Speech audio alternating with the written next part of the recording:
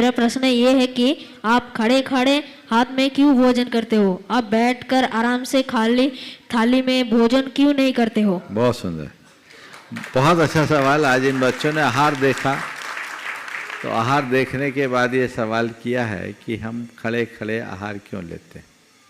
देखो, खड़े खड़े आहार लेने का अनेक प्रयोजन है। सबसे पहला प्रयोजन तो ये है कि खड़े खड़े खाओ तो कम खाओगे, ज़्यादा नहीं खा पाओ। समझ गए? आजकल जो बफे सिस्टम है ना, उसमें खड़े होने का प्रोविज़न शायद इसीलिए रखा गया है कि कम खाओ, जल्दी निपट जाओ। उसका फ़ायदा कैटरिंग वाले को होता है। आपने अनुभव किया होगा, बैठ के जिस तरह से पेट भरता है उस तरह से खड़े खड़े कभी पेट नहीं भरेगा। ये दूसरी बात, जैन मुनि खड़े खड़े आहार इसलिए भी लेते हैं कि जब तक मेरे पैरों में बल होगा तभी तक मैं आहार ग्रहण करूंगा। पैर निर्बल होंगे तो आहार नहीं लूँगा। समझ गए?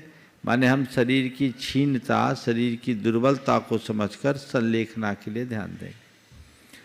लेकिन एक विशेष प्रयोजन मुझे दिखता है, वो ये है कि दिगंबर मुनि की जो चर्या है पूरी तरह प्रकृति के साथ जुड़ी हुई चर्या है। दिगंबर मुनि के स्वरूप को प्राप्त करना अर्थात अपने प्राकृतिक रूप में लौट आना। कुछ चीजों पर आप ध्यान दो। प्रकृति के आश्रित जितने भी प्राणी आप देखो, सब खड़े खड़े आहार लेते हैं, बैठकर आहार नहीं लेते। देते देखा क्या? दिगंबर मुनि खड़े खड़े आहार लेता है। प्रकृति के आश्रित कोई भी प्राणी पेस्ट नहीं करते, दिगंबर मुनि पेस्ट नहीं करता। प्रकृति के आश्रित रहने वाला कोई भी प्राणी कपड़े नहीं पहनते, दिगंबर मुनि दिगंबर रहते हैं।